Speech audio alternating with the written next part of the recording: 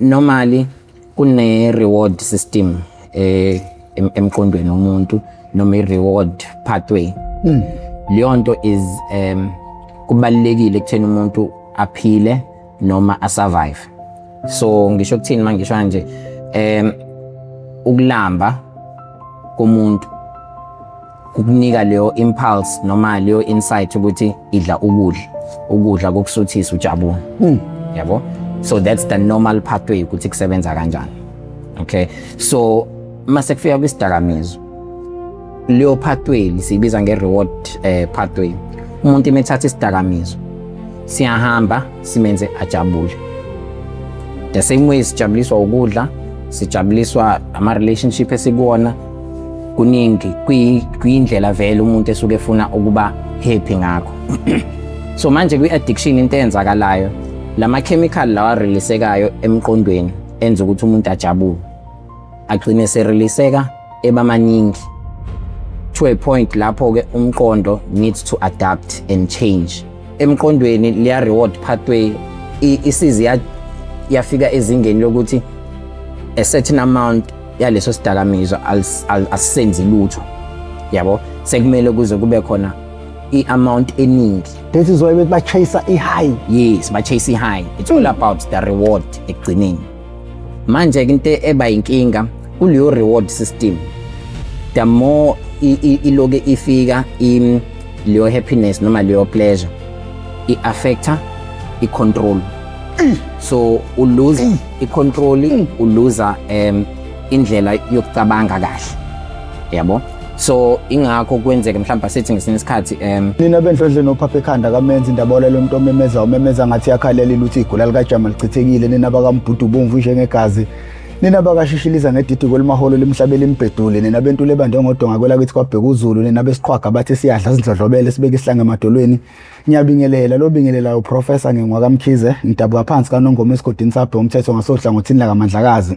Mangabe uyaqala ukuba ingxenye yohlelo lethu lokuchungechungele oyethamele How I Ended Up in Drugs okuyingosi engaphansi kwesitebele iMPTV1 lapho silanda khona abafowethu nodadewethu abavele ngeshiya ezidakamizweni abasuke bezosilandisa kabanzi ukuthi bawela kanjani ezidakamizweni. Lokho sikwenza malungana ngqo nokuzama ukuqwashisa umphakathi njengoba nazi ke kulezi insuku silanda ongqondo nkulu nosolwazi nabantu abasemkhakheni ehlukene abangasichazela kangcono ngesimo ukucabanga nange-addiction nangazo zonke izinto, njengoba nazi ukuthi emavikini adlule besidila nabantu abeke bangena ezidakamizweni kodwa futhi manje baphuma. Namhlanje ngiphethe uqweqwe likadokotela okuyilona oluzoyichaza ngoba manje lento ayiyo mina iyangibinda kakhulukazi ngoba ngiphethe umkhuhlane ngingaquleka nokuquleka mangibiza leli gama.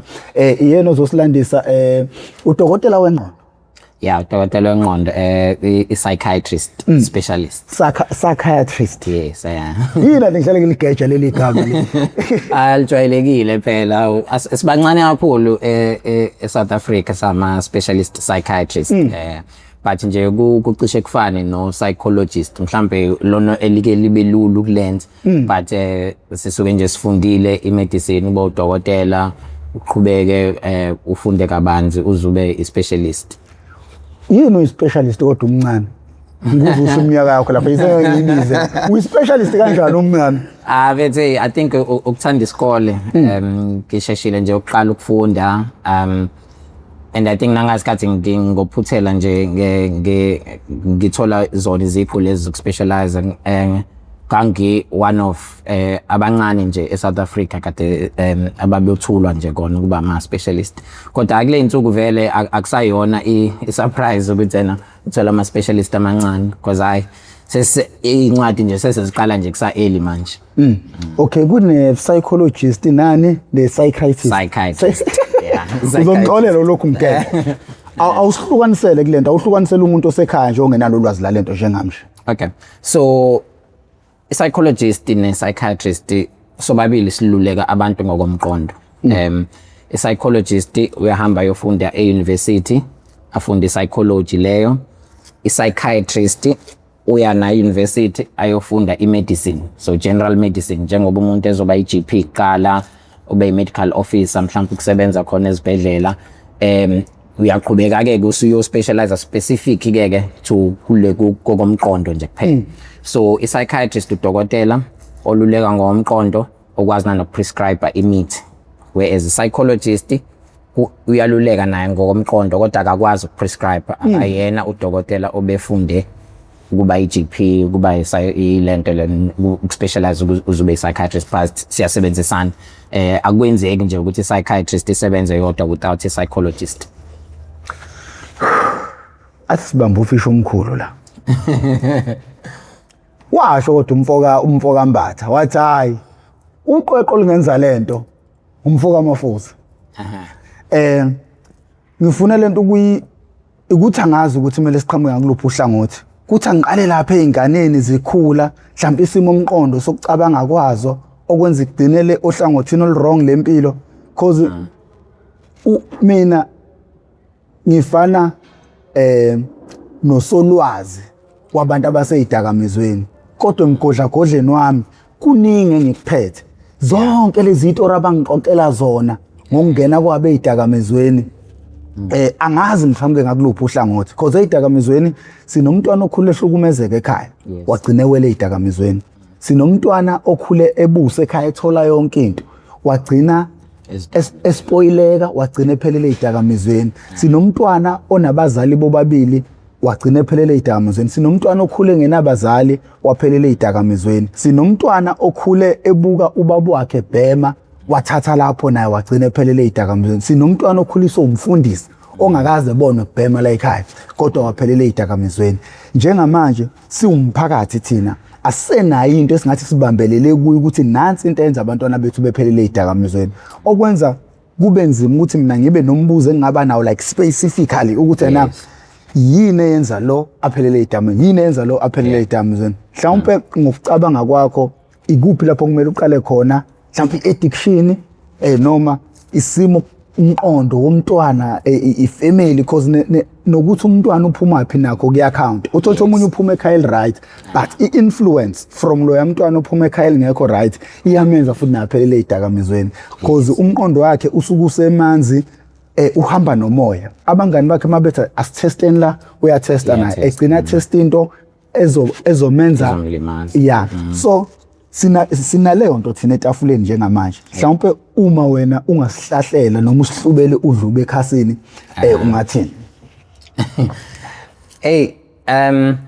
Ngicabanga ukubalekile ukunderstand kuqala ukuthi masikhuluma ngeyidakamizwa yini mhlawumbe eziyenzayo emntwini before nje size siye ekutheni why abantu beyenza leyo nto le.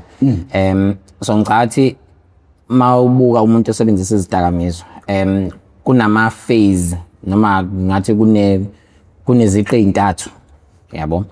One is bayibiza nge-intoxication, so ukudakwa isidakamizwa, so into eyenzeka manje le ngiyaphuza utshwala ngiyadakwa manje. That's not addiction, intoxication. Ngiyahamba ngiyolala 2 days later ngishawa ikhanda ngiyaphalaza ngiyajuluka kuningi okwenzakalayo ama-withdrawal lawo.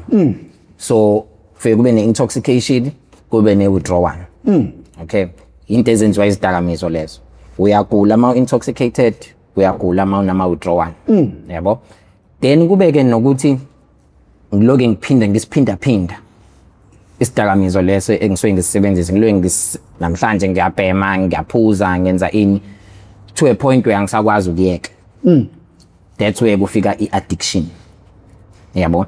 So ke asithi mhlawumbe ama-intoxication amaningi elandelana uloku waphinda, that's where it comes to i-addiction yabo. So yini ke eyenza mhlawumbe umuntu azabe addicted kuliyonto, noma mhlawumbe angithi ngendlela umqondo umuntu usebenza ngawo. Asiqale ngokuthi normal yabo. Normally kune reward system emqondweni womuntu noma i-reward pathway. Leyo nto is kubalekile ekutheni umuntu aphile noma asurvive. So ngisho ukuthini mangisho kanje ukulamba komuntu kukunika leyo impulse noma leyo insight ukuthi idla ukudla kokusuthisa ujabula. yabo. So that's the normal pathway ukuthi kusebenza kanjani. Okay, so mase kufika kwisidakamizwa, leyo pathway siyibiza nge-reward pathway. Umuntu emethatha isidakamizwa siyahamba simenze ajabule. The same way sijabuliswa ukudla, sijabuliswa ama-relationship esikuwona, kuningi kuyindlela vele umuntu esuke efuna ukuba happy ngakho. So manje kwi-addiction into eyenzakalayo, lama-chemical lawa releasekayo emqondweni enza ukuthi umuntu ajabule, agcine sereleaseka eba maningi to a point lapho-ke umqondo needs to adapt and change. Awukwazi ukuba happy forever. So into eyenzakalayo ukuthi manje sudinga izidakamizwa okuningi kunokade ukusebenzisa phambilini, yabo. So uqala ngokuthi hayi uthi ngizame ijoint A1, mva lo joint A1 ayisakwenzi lutho, usufuna manje hayi mhlawumbe u3 ongisizayo, yabo. Na kunezinga ezikhona lapho uthi hayi kuneskanki, kune-purple haze, kunocheese, zinamagama akhona. Omunye athi hayi ugreen awungenzi lutho mina, ngifuna iskank noma ngifuna iswazi noma ngifuna ini, yabo. Because emqondweni liya reward pathway isizi yafika ezingeni lokuthi a certain amount yaleso sidakamizwa asisenzi lutho, yabo. Sekumele kuze kube khona i-amount eningi. That is why bethi ba-chase i-high. Yes, ba-chase i-high. It's all about the reward ekugcineni. Manje-ke into eba inkinga kuleyo reward system, the more iloke ifika leyo happiness noma leyo pleasure, i-affecta i-control. So uluza i-control, uluza indlela yokucabanga kahle, yabo.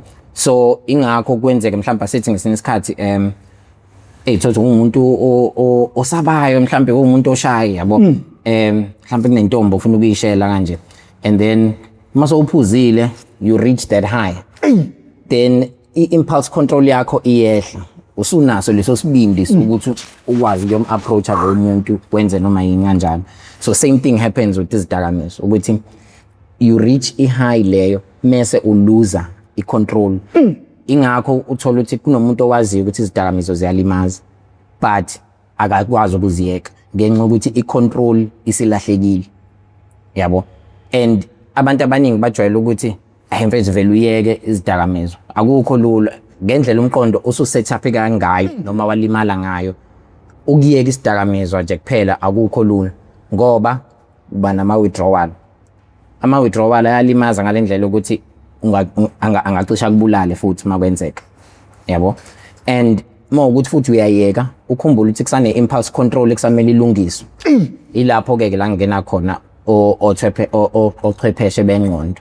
Ingakho mase kuthiwa umuntu uzolungisela i-addiction kuthiwa hayi sokurefer kwi-psychologist, psychiatrist, social worker, ngoba siyazi ukuthi i-addiction ayipheleli ekutheni uyayeka kuphela isidakamizwa leso sisebenzisayo, but kumele ululeleke noma utraineke nangokomqondo ukuthi hayi asibuyele emuva silungise leya impulse control, not just leyo yokusebenzisa izidakamizwa nje kuphela.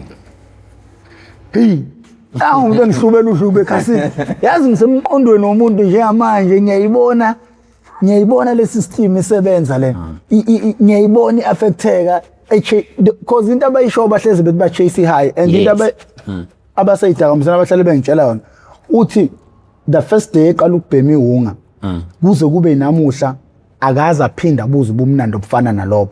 So nje manje uhlezi ufuna le yanto ayizoqala. Kunjalo impela ekutheni lezinto normally bezikujabulisa azisakujabulisi manje ngenxa ukuthi ingqondo idinga idose enkulu yaleyo drug ukuze ukwazi ukufinyelela kuleso simo sokujabula, ngoba iyona into osuyifunayo nje kuphela manje. Okuyiyona ke into yake isifakelene ekutheni ukuthi uze usisebenzise nje isidakamizwa ubungajabulile yini, yabo. Ilapho la sisuke sesiqala sesixaziya ke sibheke ukuthi khona yini okukwasa khwantalala, khona okukwasa anxiety, khona ukuphazamiseka okusuke kukhona emqondweni, ngoba esikhathini esiningi abanye izidakamizwa abazisebenzisa ukutreata an underlying problem, yabo, kodwa umuntu usuke engazi. And kuyenzeka ukuthi lawo ma underlying problem mhlambe kwanje adu usho nje eqaleni ukuthi mhlambe isimo sasekhaya sikho right, uhlukumezekile izinto zibonayo kuba khona nje ne trauma konke okwenzakalayo, and ayikho into ekujabulisayo. Ukudla akukujabulisi, ma relationship awakujabulisi, ukuba nabangani akukujabulisi, kodwa into ekujabulisayo iliya dose enkulu yalesa sidakamizwa esikwenza kodwa uluze i-impulse control. Yeah. Futhi u-treat inkinga ongayazi ngento wrong. Yes. So and into eyenza ukuthi baqhubeke bakwenze ngoba izidakamizwa lezi ziyayirelease leya chemical ekwenza ujabule. The same way mawudla ukudla kureleaseke leya chemical but at a small dose under normal circumstances. So iyakusebenzela kwamanje, uyajabula manje but iyakulimaza ngokuthi ilimaze impulse control ngalena. Ungasakwazi ukuzicontrola wena ukuthi wenzani mawuleso simo leso. Yabo. So iyona ke into eyake ibe inkinga kakhulu ekutheni kuze kufinyelele kwi-addiction. And mawuthi uyayeka uba nama-withdrawal, so kuba into eyinkinga kakhulu and ebucayi. Ingakho esiyake sithi umuntu emese addicted to isidakamizwa thizeni, kubalulekile ukuthi uthole ochwepheshe noma abantu abakwaziyo ukukusiza ekutheni uyeke, ngoba indlela yokuyeka akuthi uvele sithi yeke. Uma uvele uyeka ushawa ama-withdrawal, thothi umuntu siyasheka, akalali ebusuku, uyajuluka, kuningi okwenzakalayo ngenxa yokuthi mase i-chemical le isiqala ukusuka lapha engqondweni, ama-withdrawals umuntu abanawo kwanje ade ngisho eqayeni ukuthi angaze amlimaze futhi umuntu. Yabo, ube namafithi, kuningi okungenzeka. So kunama stage ekutheni kumele sehlise ngawo. Asithi mhlambe for example umuntu o-addicted to ugwayi, yabo, mhlambe ubhema i-20 ngosuku, indlela esizokwazi ukuthi simiyekise ngayo ngeke sivele sithi asiyivali ugwayi, kuzoba kukhona ukuthi ayeke ngoba ingqondo isijwayele a certain dose yale chemical le. So manje kumele simehlise from 20, mhlambe kule viki sehle sithi 18, ngale viki sehle sithi 16, ngale viki. So kuba i-process ukuze umzimba ungeke uye kwi-withdrawal. Ngoba mekuya kwi-withdrawal lazokushaya khona umuntu, lazontshontsha khona imali la endlini ngoba udinga uchase leya high. Yabo, so izona izinto ezenza umuntu abe nenkinga, kanti phela ne-impulse control ayikho kulowo muntu. So ukucabanga noma ukusebenza komqondo wakhe kusuke kungekho esimeni esihle. Hey, yazi ngilahlekelwe umunye umbuzo benginawo. Manje umuntu oseyidakamizweni usuke yena isimo ukucabanga kwakhe siphazamisekile. Yes. Ba affecteka kanjani abantu abasemaceleni mhlambe like ithiwa yini mental health uma ungasihlasela udlube ekhasini? Okay. Yeah, so i-addiction le ayigcini ngalomuntu o-addicted, kodwa iya-affecta nalabo asondelene nabo. So unomntwana noma unobhuti unosisi okhona lapho noma umzali okhona ekhaya o-addicted, kungaba utshwala, kungaba insangu, intashi, yini incika, lean, ziningi izinto abantu abakwazi ukuba addicted kuzona. Into eyenzakalayo, lo muntu impulse control problem ongakwazi ukucabangisisa ngendlela efanele. One, lo muntu akakwazi ukufunctiona kwi-society. So kwenzakalani mengakwazi ukufunctiona e-society, akakwazi ubuya azosiza entweni eziphathelene nekhaya.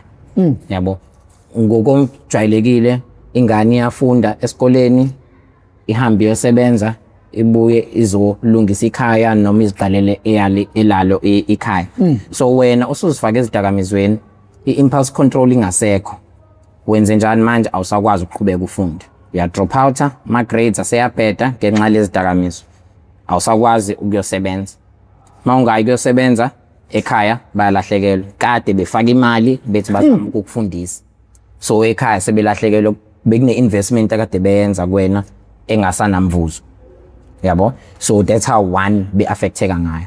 Two, ukuphazamisa komqondo wakho uma kade une addiction, ugcine usulimaza bona laba bakhona la ekhaya endlini yabo. One ubuya late mhlawumbe ekhaya akhiwa kuhlezi kulindwe wena kucashiwe usangangena igebengu ngenxa yokuthi nje kulindwe wena awusebenzi vele, so imali yezidakamizwa uyithatha kuphi? Abangani bakho abakwazi ukuthi baloke bekuxhasile njalo. Kwesinye isikhathi kuthiwa ayi professor akubo wena phela othengelayo namhlanje yabo. Manje usuyabona nawe ukuthi mangingaveli ngizoba nenkinga. Usuyontshontshwa iTV ekhaya, untshontsha iradio, usubamba abantu inkunzi ngenxa yale addiction ebikuwena kodwa manje si affect abantu yabo. Usubamba abantu inkunzi, kulahleka izinto ekhaya, usuwumuntu oqamba amanga yabo.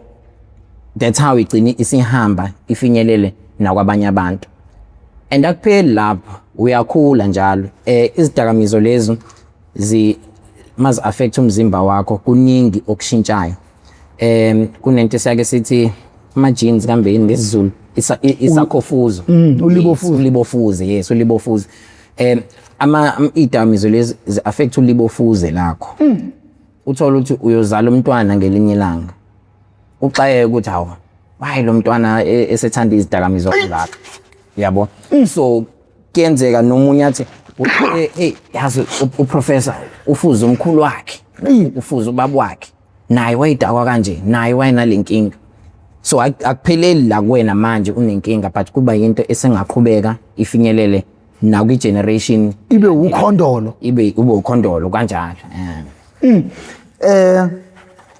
Umuntu ke ongene ezidakamizweni ngokufuzo ikhona indlela enikwazi ukudila nayo nina njengodokotela. So asikwazi ukushintsha lona ulibofuzo lakhe because kuyinto azalwa nayo le. Kodwa into esikwazi ukuyenza siyazama ukumprevent lo muntu lo. So masimbona umuntu one addiction siyake simbuze nje kabanzi mayelana nomndeni wakhe, indlela akhule ngayo nakho konke lokho. So i support system esifaka in place, one ukum-educate ukuthi ungabe usa experiment ngoba wena high risk yabo. Wena nje usengcupheni enkulu okunomuntu oqhamuka emndenini la ngekho khona umuntu owakwaphuza utshwala owake waba nenkinga yokuthi abe ne-addiction thizeni yabo. So kumele siqale sim-educate umuntu from esamncane yabo. So ukupreventa into before ize yenzeke, because mhlambe lo muntu lo udinga ijoint eyodwa ukuthi abe addicted. Whereas mina mhlambe ngiqhamuka emndenini akho umuntu ophuzayo, akho umuntu owakwaba nenkinga ye-addiction, mhlambe mina ngidinga ama-joint awu-10 ngoba into eyenzakalayo i-fitness yomqondo ayifani kuthina sonke. Ingakho uthola ukuthi omunye umuntu angakwazi ukusebenzisa ama-joint awu-10 angabi nankinga, kodwa mina mangisebenzisa ama-joint awu-10 ngiba nenkinga. So kuya nange-fitness yokuthi umqondo wakho ufit kangakanani ekusebenzeni uma sowuhlangene nazo izidakamizwa lezi. Okusho ukuthi mina ngoba ngingakaze ngikuthanda utshwala ngithanda into edakwayo, ubaba akaze aphuza, umama akaze aphuza, ugogo ozala umama akaze aphuza, ugogo ozala ubaba akaze aphuza. So kusho ukuthi wena unqonywana yabo ekunomuntu oqhamuka emndenini onenkinga yokusebenzisa izidakamizwa lezo. So wena you had a better chance. Kodwa ke phela kupheleli lapho ngoba akukona about ulibofuze kuphela. Kunezinye izinto njengoba yadusha ukuthi i-poverty mhlambe yabo ukuqhamuka mhlambe esimene esihlwempu kuyakwenza nakho lokho ukuthi ube nezifo ezifana njengokhwantalala. Ekugcina ukuthi wena usufuna liya high yokujabula, ayikho into ekujabulisayo, isimo sasekhaya akulungi, akukho lutho okulungayo. Ukulahlekelwa mhlawumbe abazali usemncane, ukulahlekelwa noma ubani osondelene naye, lezo zinto lezo ziyakwenza ugcine usuba nezimo ezi-affecta umqondo nangendlela osebenza ngayo yabo. So nangaphandle kwalokho kade usho ukuthi kukhona nama-trauma enzakalayo, mhlambe ukunukubezeka ngokucansi, ukubona abantu bedutshulwa noma bebulawa, ezimo eziningi nje ezingenzeka ezikulimaza ngokomqondo.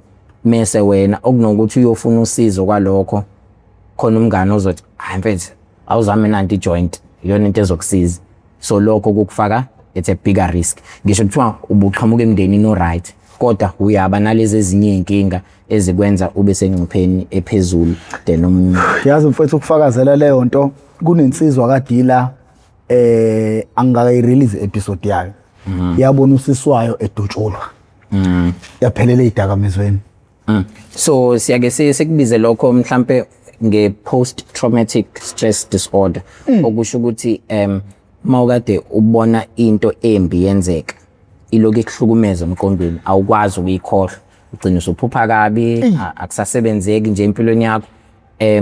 Example mebona umuntu edutshulwa usuthuka ngisho ushayeka itafula uthethe isibhamu yabo ususaba ngisho ukuphumela eminyango ngenxa ukuthi uyasaba na ukuthi uzodutshulwa. Shothi mawungaphumela eminyango shothi amathuba emsebenzi angeke uwafuna. So iyakulimaza leyo nto nokuqhubekela phambili kwempilo yakho kuyalimitheka ngenxa yokuthi unakho lokusaba and masingayi-address leyo nto leyo uyake ube nenkinga then ugcine usuphelele ezidakamizweni ngenxa yokuthi ayikho into ekusizayo yabo. Ingakho siyake sithi ngisho ingane encane mhlambe kungenwe ekhaya kulinyazwa abazali siyake sizama ukuthi isitholele usizo immediately singalindi ukuthi izibe nezimpawu zo PTSD yabo. So siyazama ukuyisupport kusa early ngoba siyazi ukuthi once yafika ku PTSD kuzo affecteka ne-impulse control yakhona igcina isiphelele. Yini PTSD? So ikona lo kade ngisho ukuthi i-post traumatic stress disorder. Okay, so ngingathi kuyi sort of ukhwantalala olenzeka emva kokuthi kwenzeke into embi. After effect. Yes, mawukade ukuwitnessile lokho. Okay, kunengane ezodlwengulwa incane. Amantombazana amaningi engike ngaba nawo kwishow yami akadlwengulwa emancane. But udlwengulwa usemncane akakabi nayo umqondo ukuthi uyasi kwenzakalani kuye. But later agcine imlandela lento azagcina ephelele idakamizweni. Imhubha kanjani? So kuyizona ke ezinye izinto besizisho ukuthi mawubuka ekutheni umuntu azabe nenkinga yokomqondo thizeni kuya kube nezigaba ezintathu ekutheni kunama biological factors okusho ukuthi izinto ezifana nolibofuze mhlambe isimo indlela wawuzalwe ngayo ukulimala esiswini mhlambe unezinye izifo mhlambe unoshukela une-BP zonke lezo zinto zikwenza ube engcupheni enkulu nomunye umuntu. So ama biological factors then kube nama psychological factors.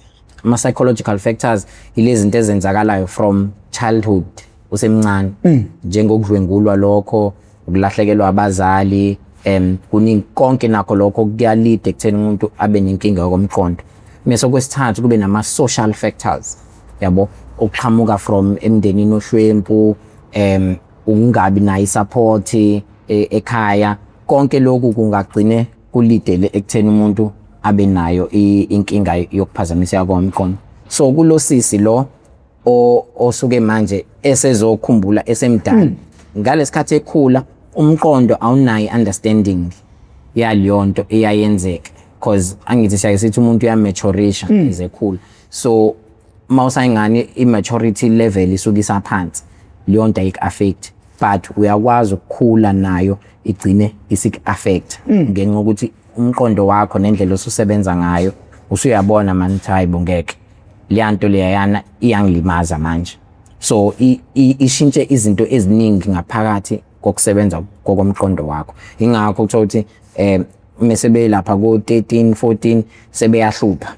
So ingane ekutheni ayikwazi ukukhuluma noma isho izimpawu esikhathini esiningi ubona ngebehavior ukuthi hayi yabola sekhona inkinga wena uzoloku ukuthi hayi lengane iyahlupha kanti umuntu indlela az-expressa ngayo i-trauma le abekade ayizwile noma abekade esuka kuyona esakhula.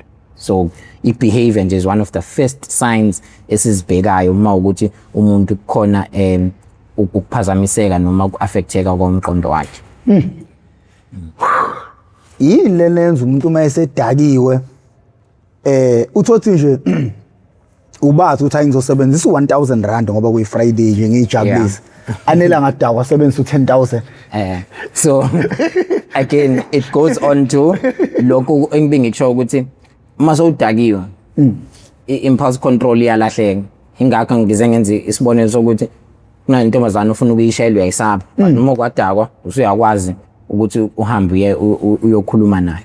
So the same thing eyenzakalayo la mase isidakamizwa sesisiningi i-reward system leyana iyakwazi uku-impera i-judgment yakho, so ama decisions owenza yabo. Ingakho esikhathini esiningi einkantolo kuye kuthiwe umuntu if engekho esimeni sokomqondo ema kade enze into sometimes kuye kuthiwe hayi siyamxolela usimo somqondo sakhe besingekho right, so icala lela lenzile was not ngoba kade eqondile but bengenxa yokuthi bephazamisekile ngaleso sikhathi. Yes, but sebakwazi ukuyilungisa because when uyazi ukuthi mawuzothatha i-substance ezokwazi uku-impera ingqondo yakho usuke usanayo umbono wokubona ukuthi mengisebenzise utshwala ngizodakwa mhlambe ngenza ingozi yabo. So the same way ukuthi manje uzosebenzisa utshwala i-reward system yakho ikhuphuke kakhulu, i-impera judgment yakho gcina usuwenza lo ma impulsive behaviors, wabiza ama impulsive behaviors, ukusebenzisa imali kakhulu, uyocansini ngendlela ezingaphephile, kuba kuningi okungenzeka izinto ongakwazi ukuzicontrola ngaleso sikhathi. Uvuke ekseni usuxekile hayibo mina ngempela bengenze leyo nto le, ama notifications wabona ngakusasa ukuthi hayibo bese kwenze njani ngiswipe 10000 yabo. So kuyinto eyenzeka kanjalo and ungaphumi kwi-topic but kunento enye ehambisana nazo izidakamizwa, i-addiction esithi i-behavioral addiction that comes with ukugembula yabo. Ukugembula ngiyaye ngisho ukuthi indlela abantu abakwazi ngayo ukushintsha isimo, indlela abakwazi uku-affecta ngayo ukuthi abantu bacabange kanjani. So ochwepheshe njengathi ama-psychologists nama-psychiatrists bayaba involved ekwakheni lama gambling systems. Kanti silutho yini? Ngoba bayazi ukuthi umqondo ulingeka kanjani yabo. So mawukuthi i-reward pathway siyazi ukuthi it works best mawuzoba ne-intermittent reward, ungaloku ube ne-reward eyodwa ngoba uyabhoreka yabo. Abantu bayashesha ukubhoreka uma kuthiwa uwina njalo, there's nothing exciting about it. But mawuzoba ne-expectation yokuwina ungazi ukuthi uzowina nini, iyona into e-reinforcer i-behavior leyo ukuthi mhlampe mangifaka u5 rand manje ngizowina, udliwe ufaka umunye 5 rand uwin yabo. Akukho predictable ukuthi uzowina nini, so uloku ufakile kunomphela lokuthi ufake, and iyona it's one of the most addictive behaviors. Ingakho sibona abantu bene addiction yokugembula ngenxa ukuthi i-impulse control ayisekho, baloke benaleyo expectation ngathi ingane wenonozela ngosweet ukuyithenje yabo. And akusize mfethu ngoba ngisho ama-advert siyihlalele la manje ngingena i-message la efonini qing nayo ke leyo betting site yak-advertisela. Sekulula mfethu ukubheja kule nsuku, kwenze efonini awudingi nanokuthi uzuye e-casino thizeni. Uyadrive mfethu uphume e-airport, nanka ama-billboard from iy'nkampani zokubheja everywhere yabo. Ulahlekelwa imali, emva lokho usufuna uchase high, usubuyela ezidakamizweni ngenxa yokuthi usufuna ukuvala lesa sikhala ebese sivulwe ile nkinga yokubheja. Phela ngithi ukukhumbula ukuthi uma ubheja uwin i-reward system iyajabula, so uloku ufuna ukufeeda uchase lo ma wins to feed i-reward system ukuthi uloku ujabulile nawo. So nje bengifuna ukukhombisa ubudlelwane kwakhona kokubili between ukugembula kanye nayo i-addiction. Manje umuntu ogembulayo ingalungiswa kanje inkinga because baningi abangithintayo bathi nabo bayafisa ukuthi bebe ne-channel yabo lapha abazoqwashisa khona. Into eyinkinga bayasaba ukuvela emphakathini because sothi abantu abasebenzayo abantu akufani nomuntu osuke seyidakamizwa noseyidelile. Bayafisa ukuthi beqwashise abantu. Ngokucabanga kwakho inkinga engalungiseka kanjani because kubukala ngathi no government ubayekelela abantu ukuthi Yeah. badliwe izinja makusha. So I think okokuqala nje awareness uNovember kuya kube i-gambling awareness month. So not to say gambula is a bad thing. Ukugambula kwakhelwe i-entertainment phambilini. But manje leyo entertainment abantu sebeyayi-abuse igcina isibalimaza. Yabo. So nakho ukugambula kudinga i-rehab njengomuntu one-addiction le yezidakamizwa. Yabo. So esikhathini esiningi wona lama gambling companies uhulumeni uyake athi uzobafakela intela ekutheni kumele babe responsible ekusizeni abantu ababa addicted kulokho. But mawuzicabangisa wena ubone ukuthi mina ngiyi-owner ye-gambling site bangakho abantu engizobasiza abangilethela imali. Phinde kube i-responsibility yami ukuthi ngibasize. What are the chances ukuthi izoba successful leyonto?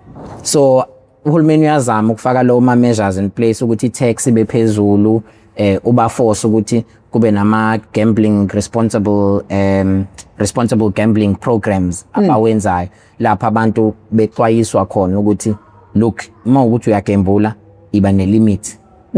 Ukuthi okay mhlambe ngiyogambula ngo-100 rand ungabi ne-access to imali yakho yonke uhambe nawo lo 100 rand kube wona kuphela mawudliwe usuyahamba. Yabo manje into eyenzakalayo kade ubudget 100 rand ugcina usebenzisa 1000. Yabo so one of the things esibasiza ngabantu ukuba deregister noma ba blockwe from ma gambling site. But ke abantu ngoba bechase liya high ne reward uzoblocka mina ngithi hey prof mfethu awungiboleke phone yakho mfethu awungiregistele nge-account yakho ngifuna ukufaka imali lapho kuwena ngifuna ukubuyisa imali. Yona into abantu abafike bayenza ablockwe yena ahambe ovula enye account komunye umuntu ngenxa ukuthi i-access ilula ngaleyo ndlela. But I think kwezinye izinto esezenziwe i-access like ama-student account ama-student account awavumelekile ukuthi abe akwazi ukuthenga ama-voucher. Yes. So ezinye izinto ezifakwayo in place ngoba abantu abancane ibona laba abane-access to let's say mhlampe sports betting. Manje sekubuyile ne-league nje manje mina ngizibona nje ngochwepheshe hayi ngiyazi ukuthi izowina lezo ngenxa ukuthi ngine-access to ukubuka ama-game instantly. Abadlali ngibazi bonke so sizitshethi sesochwepheshe be-game ekuyikhona ukusinika i-confidence ukuthi siloke sifakile imali ukuthi hayi cha izobuya kanti hayi bayasinquzela nje bathi baze bashintshe nama-odds. Thothi kade ku-1.2 ama-odds bawabeke ku-1.8 kule game befuna ukununuzela bethi uyundizi ufika ulimala and khona lento abathi ba-chase ama-loss. Ufika udliwe lelo 1000 hambe yolanda 2000 ufuna kubuya 1000 gcine sekuhamba u-3000. Iloke yenzeka abantu mfethu badayisa izindlu kuphela imishado kuningi okwenzakalayo ngenxa ye-gambling addiction. Kulo msebenzi wakho wobani abaningi odila nabo abantu okuyibona nje abafikayo wazi ukuthi hayi ku-100% laba abawu-50% ibona behlezi befika ney'nkinga. Ngizothi abantu abasha okuwukuthi ngicabanga ukuthi umthelela omkhulu kulokho. So mangithi abantu abasha so anywhere between 12 years to 35 years. Ikhona la impawu seziqala ukuvela khona ebantwini ukuvuthwa kakhulu.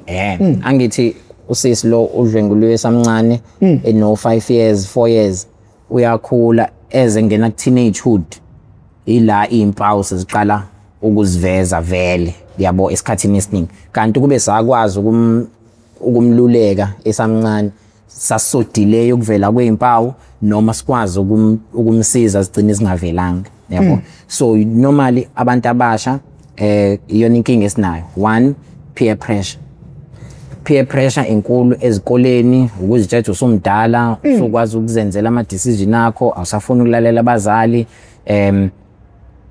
I-social media kunezinto ezivelayo lapha yana obona ukuthi hey nami ngingayizama le kade usho sikhuluma nje out of camera ukusho ukuthi abanye bazisebenzisa intashi ukuze bakwazi ukuqeda ukudakwa lokuyana bakwazi ukuvuka ebusuku. Kuyinto eqoqwayo la enormalizwayo abantu mabekhuluma, then ibuye izoba nomthelela omubi la kuwena as umuntu omncane.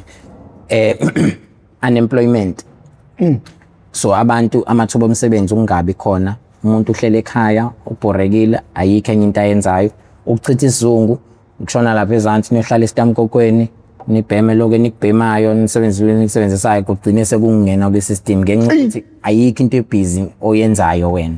So ukubhoreka komuntu ikona okugcine sekulidele ekutheni umuntu ahambe ayozama izidakamizwa leziyana. So ngenxa yo-unemployment, ungayitholi imisebenzi, kuningi okwenzakalayo. Nanokuthi-ke izifo lezi zomqondo nazo ziqala ukuvela kule age group engikhuluma ngayo, between 12 and 35. So depression, bipolar, schizophrenia, konke kuqala kulama age group lawo. And into eyinkinga ukuthi mawunesifo somqondo uba sengcupheni enkulu ekutheni ube ne-addiction futhi. So kunabantu abane-addiction to amaphilisi lawo besibanika wona ezodokotela, yabo. Then kuzoba ne-addiction yezidakamizwa okuyinkinga nayo, kube ne-addiction yokugembula. So ama-addiction kungaba behavioral noma kungaba i-substance noma i-drug lelo umuntu asuke elisebenzisa. So ukuphendula nje umbuzo ngithi abantu abasha kakhulu, kodwa akekho esithi ayima-affect. Affecta wonke umuntu, kade usho nje ukuthi upilot, udokotela, uthisha, uzihlalela emgaqweni, kuyasilimaza nje sonke.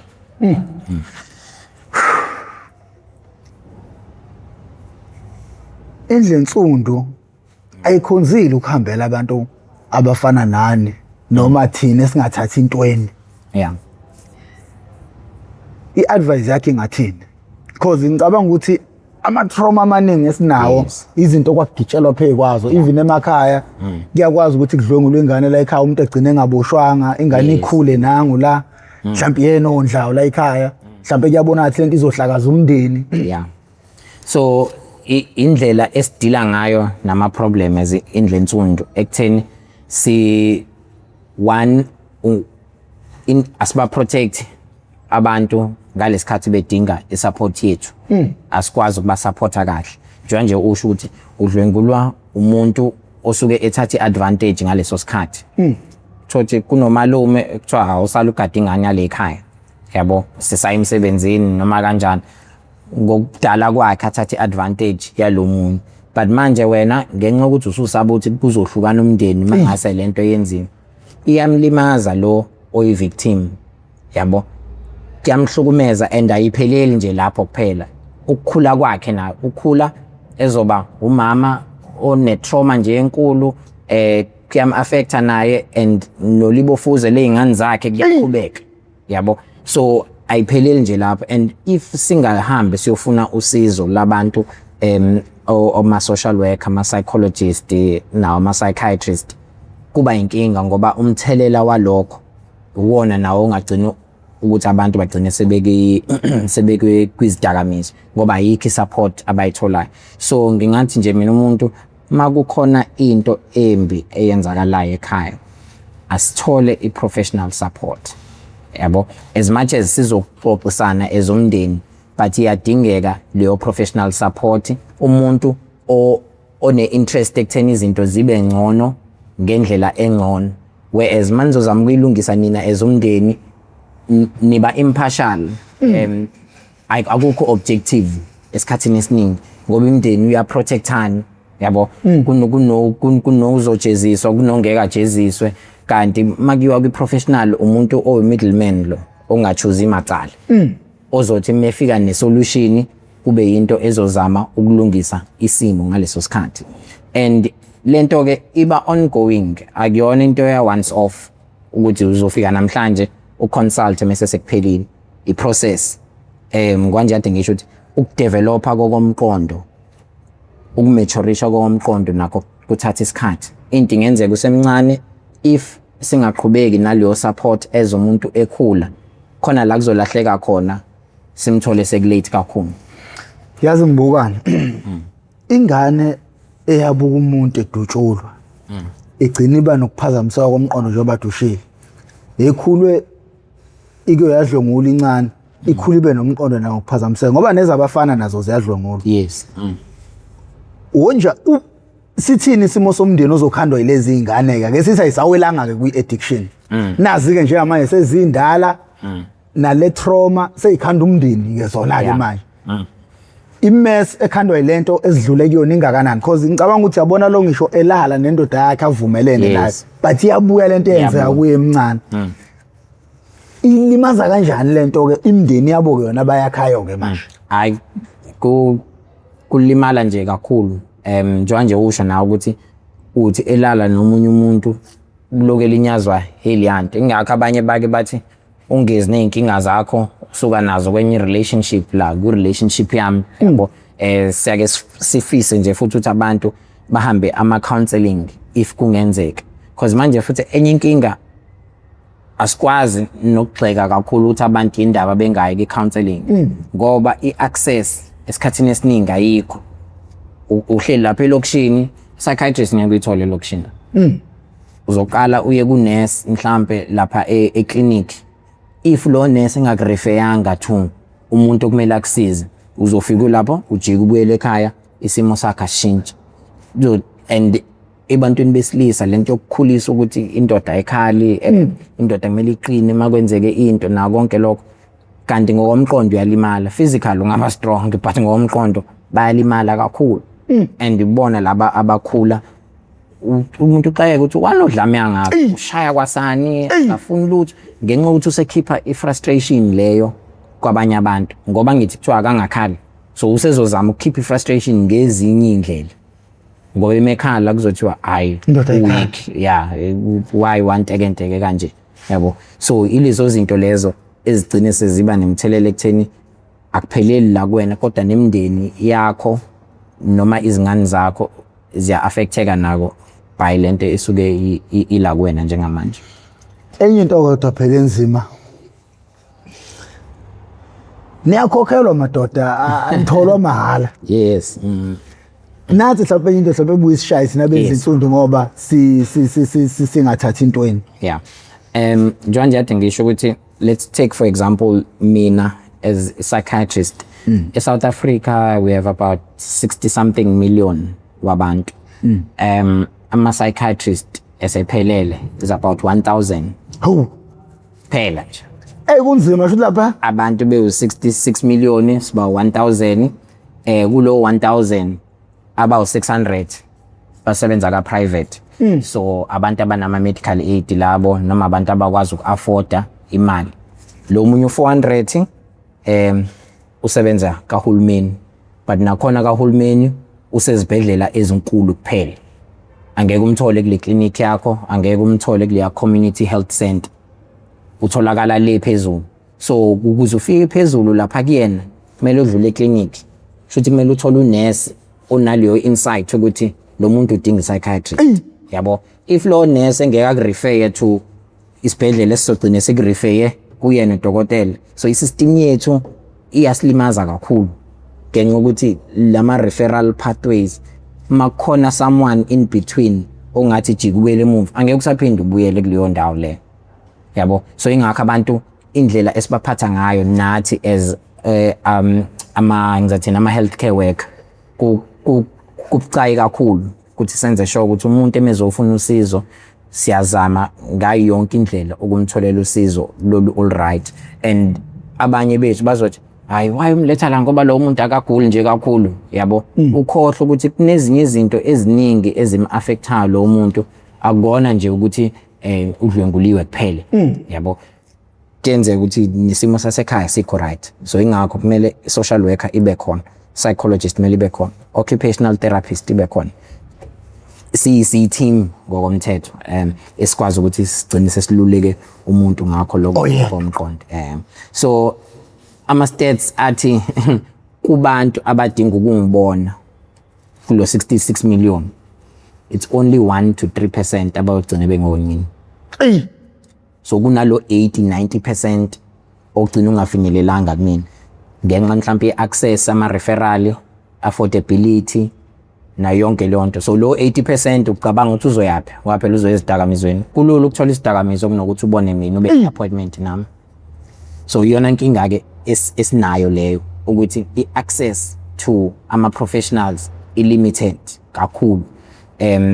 It's either abaqashwe imisebenzi ayitholakale noma affordability inkulu kakhulu.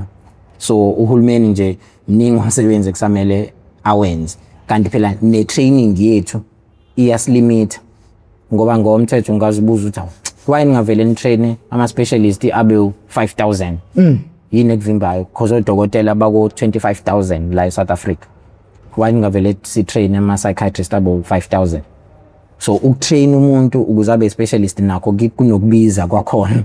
So ne access yakhona limited. So lento isystemic ziningi igaba ekumele zilungiswe ukuze ekutheni umuntu lo lapha ya onenkinga agcine esethole usizo lolidingayo. njengongqondo enkulu yini eyiphikayo nje mawungibuka mina ekhanda lami? Ungathi usune anxiety ukuthi hey ngathi nami lezi dakamizwa azongibamba. Hey umkhuhlane ongibamba phansi. Hayi mina ngeke zingibambe idakamizwa mina. Hayi manje ngikade kakhulu ngoba ngiyawazi ama hotspots wazo. Ngaphandle mabe ngangibamba ngenkani bengiphuzise ngabe bangihluleke kanjalo.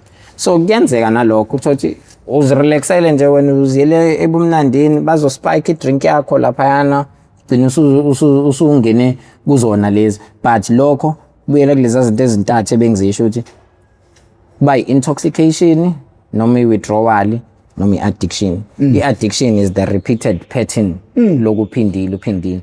Or intoxication no withdrawal ziyalungiseka lezo zinto manje mhlambe within a couple of hours to a couple of days yabo, whereas i-addiction i-process into efana njengomuntu one BP noma unoshukela kumele eloke elungisiwe njalo and akuphele ekutheni umuntu umvimbele ukuthi athole isidakamizwa lesi asuke sisebenzisa kodwa kuyaqhubeka ukutheni nomqondo wakhe kumele ululekwe ngendlela e-right. Okusho ukuthi abazali ngoba umuntu besuke sebembambe segcilile idakamizweni bambamba le ivele i-system isifucked up. Hayi siphelini. Hayi sekuyisikoro sekuyisikoro nje ngaleso sikhathi and kodwa kusuke kungakapheli and ukuthi uzomfihlela isidakamizo ucathi kuzophela lapha akakapheli ngoba umqondo wakhe kusamele ulungiseke nawo. Okay, abazali mabephika yini okumele beyinotice einganeni zabo ukuze babone ukuthi bayakudinga wena or yini okumele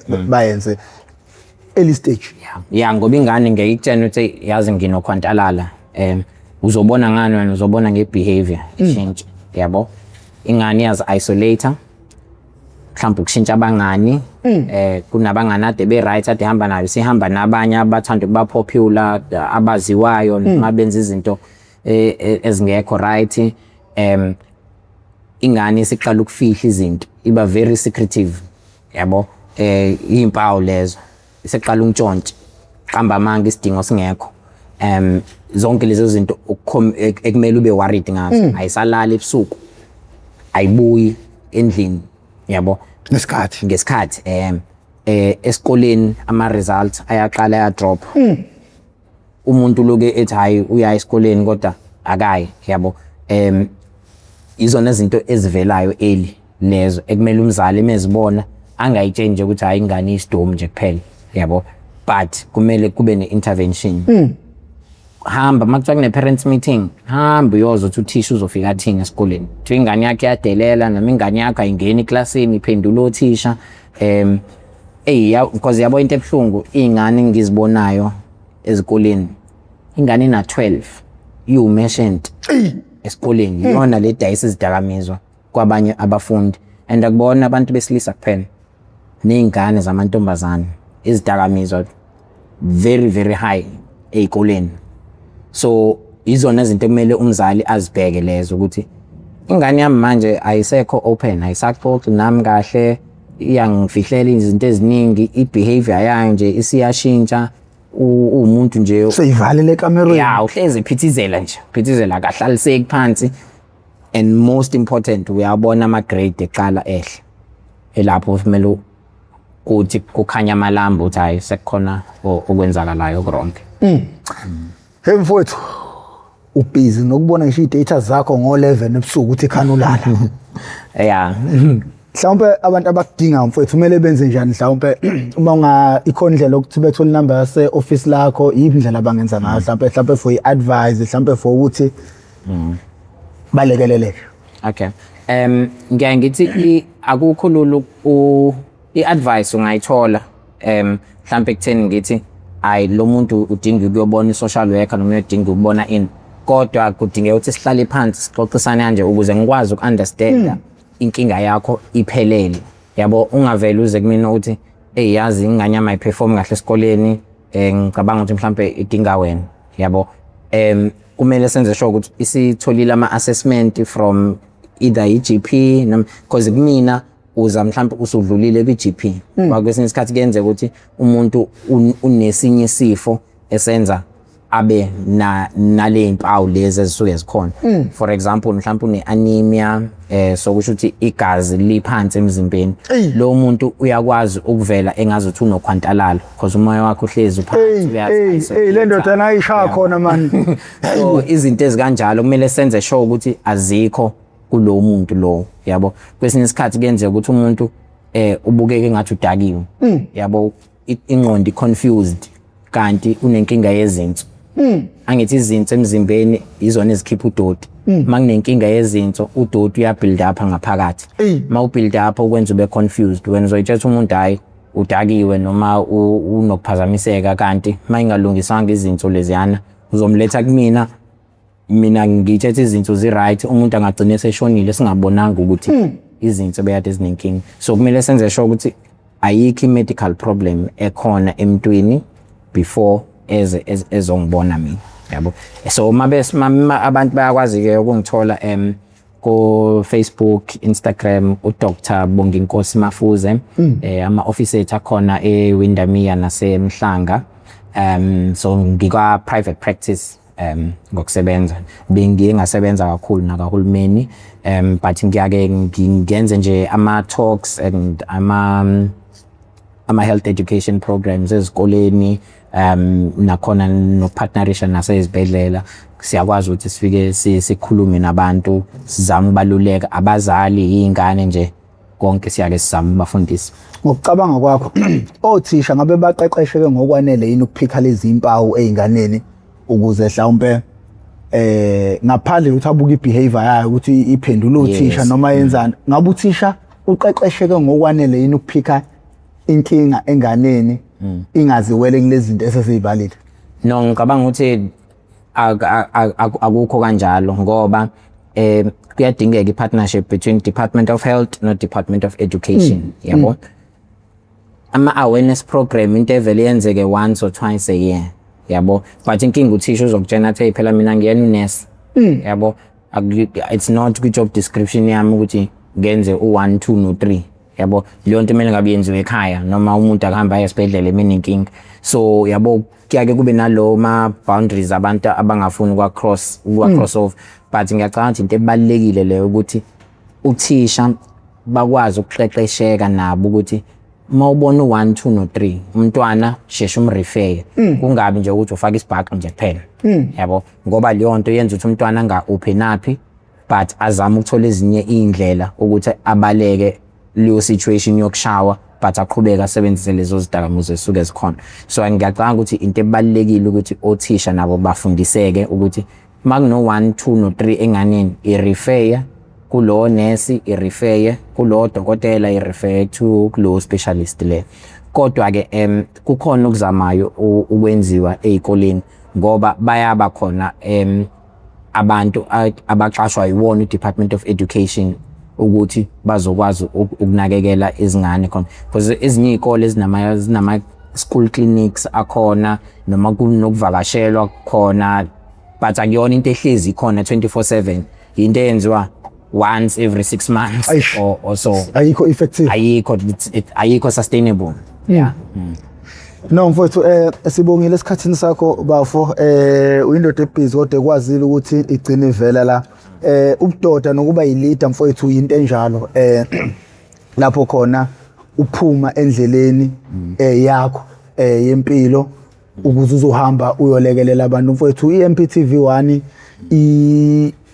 umabona kude osekhule kakhulu olwisana nezidakamizwa ukuthi ngidinga abantu abafana nawe ababukeli bayo abasuggestile leyo nto le ukuthi ake kufike nabantu abangochwepheshe ke bezosichazela ngicabanga ukuthi udinga kakhulu empilweni zabo abazali ngabe ubukayo ngaba umuntu oseyidakamizweni ngaba umuntu mhlawumbe one stress njengoba nje uyibalile zonke lezi zinto ngokukhula kwazo sizoba ke nohlelo nenkonzo lapho khona sobiza khona abazali befike nezingane ngicabanga ukuthi mfowethu nawe sophinde sikumeme ukuthi ube khona uzokhuluma ukujula okungaka ukuze abantu bezokwazi ukuthi nabo yini okumele beyenze ukugada izingane zabo kungaze kufike kulesi stage lesi sokuthi umuntu njengoba dushilo nje ukuthi uqala kancane kugcina sekuyi addiction sifuna imbambela uqala khona kancane kusengavimbela because once kwaphazamiseka le yanto le distributor banibani le chemical banibani suke sekonakele makunjalo mhlawumbe lokugoqa lakho bafo nje sesivala ngo2 minutes lingathini sizweni ngicabanga ukuthi kumuntu ose addicted akakapheli kuyenzeka ukuthi uthole ukulungiswa and kumele understand ukuthi kuyi process njengoba usu addicted over 10 years unga expect ama results alunge over 2 days kusangathatha umunye u10 years to recover kuyi process yabo and unga give up kwi system sometimes ebuye is fail yabo akugona ukuyeka kwesidakamizwa is only the beginning akugona ekugcineni yabo so ukuyeka isidakamizwa is only the beginning but recovery yakho inomthelela omningi ekutheni umqondo wakho usebenza kanjani ngoba baningi bangena bayaphuma ema rehab in out uzibuza ukuthi yindaba umuntu kade ephuma rehab kodwa uphinda buyele esidakamizweni ingoba sikaka ulungisa umqondo wakhe and kuyinto a process ne support yasekhaya abantu bacanga ukuthi vele umuntu umphonse rehab mase uzobuya mase abe se right kanti cha uyayidinga leyo support ongoing from umndeni wakhe abantu abasondelene naye nokushintsha environment esikhathini esiningi kuyasiza ungabuyeli kulabangani labade bekufaka zona izidakamizwa lezi so angithi nje akukakapheli